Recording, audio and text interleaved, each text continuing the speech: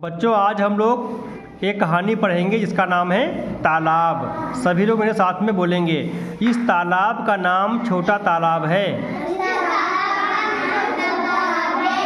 यहाँ तुम्हें कई लोग दिखेंगे।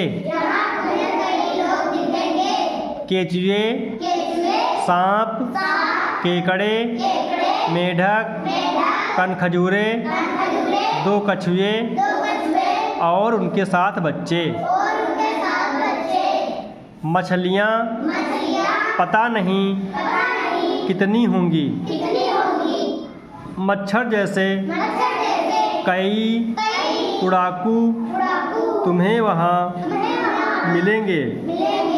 तितलियाँ, गिलहरियाँ, चींटियाँ, कभी कभी छिपकलियाँ और गिरगिट भी इधर चले आते हैं। तालाब के किनारे एक पेड़ है। इस पर मकड़ियों के जाले हैं और चिड़ियाँ उनका तो पूछो ही मत। कौवे, मैना, तोते, किंगफिशर, फाख्ता।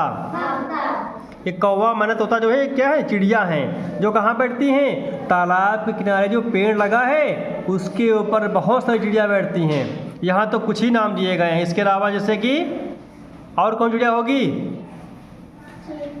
कुछ सोचो। हाँ, कोयल और सोचो। कौवा तो इसमें दिया है, और नाम सोचो चिड़िया का जो बैठ सकती है वहाँ पे। गौरैया बैठ सकती है वहाँ पे, है कि नहीं? चलिए आगे बढ़ते हैं। आजकल सर्दियों के दिन हैं। मैं रोज इस तालाब को देखने आती हूँ। यहाँ इन दिनों सारस आए हुए हैं। छोटे तालाब पर खूब चहल पहल है। थोड़े दिनों बाद सारस चले जाएंगे। तब तालाब को इन सबकी कितनी याद आएगी। देखा कितना अच्छा पाठ है। एक बार पाठ को समझ लो, कहानी को। देखो, एक तालाब है, उसका नाम है छोटा तालाब। ठीक है, वहाँ पे कई प्रकार के जीव जैसे कि केचुआ, सांप, केकड़ा, मेढक, कनखजूरे, ये सब रहते हैं वहाँ पे। और उस तालाब में मछली तो बहुत सारी होती हैं। होती नहीं होती हैं? कोई लोग मछली गिन सकते हो क्या? नहीं गिन सकते, क्योंकि मछलियाँ बहुत ज़्यादा होती हैं और पानी के अंदर रहती हैं, इसलिए मछलियों को तो हम गिन ही नहीं सकते। और इसके अलावा वहाँ पे मच्छर जो है उड़ते रहते हैं। तितलियाँ, गिलहरी, चींटियाँ भी यहाँ पे रहती हैं। इसके अलावा कभी कभी छिपकली और गिरगिट भी यहाँ पे चलने आते हैं। अच्छा बताओ, छिपकली और गिरगिट यहाँ पे क्यों आते होंगे? पानी पीने और भोजन की तलाश में। क्योंकि तालाब के किनारे क्या होता है? छोटे छोटे जीव जंतु रहते हैं और उनको ये छिपकली और गिरगिट खा लेते हैं। इसके अलावा क्या है? तालाब के किनारे एक पेड़ लगा हुआ है। इस पेड़ पर मकड़ियों के जाले बहुत सारे लगे हैं और यहाँ पे चींटियाँ बहुत सारी हैं। इसके अलावा यहाँ पे तमाम चिड़िया बैठी हैं, जैसे कि कौवा, मैना, तोता, किंगफिशर, फाख्ता, कोयल, बुलबुल, गौरैया। ये सब चिड़िया वहाँ पे पेड़ पर रहती होंगी। क्यों रहती होंगी? क्योंकि पेड़ पर इन्होंने अपना घोंसला बनाया होगा और वही उसी में बैठती होंगी। इसके अलावा तालाब के किनारे तमाम जीव जंतु भी मैंने बताया है, तो उनको जो है ये खा लेती हैं, जिससे इनको वहाँ पे अपना भोजन भी मिल जाता है और पानी भी मिल जाता है। इसलिए चिड़िया जो है तालाब के किनारे जो पेड़ लगा है उस पे जो है रहती हैं। अब कह रहा है कि आगे जो है आजकल जो है सर्दियों के दिन है, यानी कि जाड़े का मौसम है। कौन सा मौसम है? जाड़े का मौसम है। तो लड़की कह रही है कि मैं रोज़ इस तालाब को देखने आती हूँ। यहाँ इन दिनों सारस भी आए हुए हैं। सारस देखो, किताब में चित्र बने हैं सारस के, बना है डायग्राम। सारस जो है हमेशा इस तालाब पे नहीं रहते हैं, ठंडियों के मौसम में यहाँ पे आते हैं। जैसे ही ठंडी ख़त्म होगी वो दूसरी जगह पे चले जाएंगे जहाँ पे ठंडा मौसम होता है। सारस एक ऐसा पक्षी है जिसको ठंडी जगह पसंद है, जहाँ पे सर्दी का मौसम होता है वहीं पे रहती है।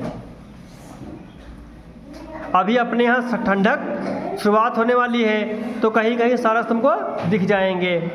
जैसे ही ठंडी ख़त्म होगी वो अपने घर वापस लौट जाएंगे। तो अभी ठंडी का मौसम है, इसलिए तालाब पर काफ़ी चहल पहल है, यानी कि बहुत सारे जीव जंतु वहाँ पे हैं। ठीक है, कुछ दिनों बाद सारस चले जाएंगे। जैसे ही गर्मी शुरू होगी सारस अपने घर चले जाएंगे। तब तालाब को इन सभी लोगों की बहुत याद आएगी। आएगी नहीं आएगी?